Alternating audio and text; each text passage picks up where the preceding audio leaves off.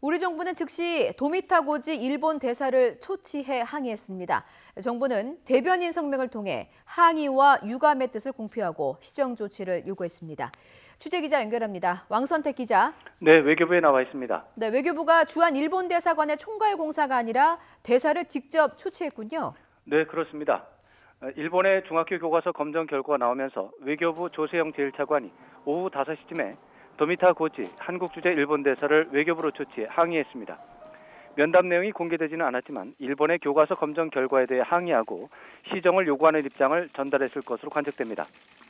이와 관련해 외교부 대변인은 성명을 발표하고 일본 정부가 명백한 역사적 사실을 왜곡, 축소, 누락 기술하고 부당한 주장을 담은 중학교 교과서를 검정 통과시킨 데 대해 강력히 항의하며 즉각 시정을 촉구한다고 밝혔습니다.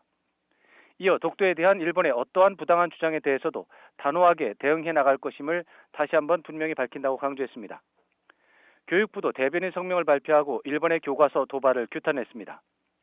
성명은 일본 정부가 교과서를 통해 역사 왜곡을 반복하는 것은 과거를 속이고 감추려는 부끄러운 시도라면서 미래 세대에 그릇된 역사관, 영토관을 주입하는 교과서는 주변 국가의 역사 화해를 가로막고 동북아 공동체의 미래까지 위협한다고 비판했습니다.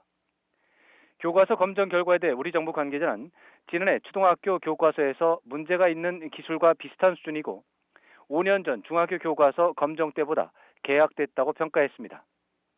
또 독도 영유권 주장은 물론 역사를 왜곡하는 기술, 일본 제국주의를 미화하는 내용이 포함이 됐고 일제 강제수탈과 일본군 위안부 등은 축소, 은폐됐다고 평가했습니다. 한일 청구권 협정으로 배상 문제가 모두 해결됐다는 주장에 대해서도 주목하는 것으로 관측됩니다. 일본 교과서 문제가 다시 불거지면서 이미 최악으로 평가받는 한일 관계는 한 단계 더 악화하는 양상을 보일 것으로 전망됩니다. 특히 4월 총선을 앞두고 반일 감정이 가시적으로 조성되면서 양국 갈등이 증폭할 가능성도 우려됩니다. 다만 한국과 일본이 모두 코로나19 사태 대응에 집중하고 있는 만큼 예년에 비해 이번 교과서 검정에 따른 한일 충돌이 단기적으로 끝날 가능성도 있는 것으로 분석됩니다. 지금까지 외교부에서 전해드렸습니다.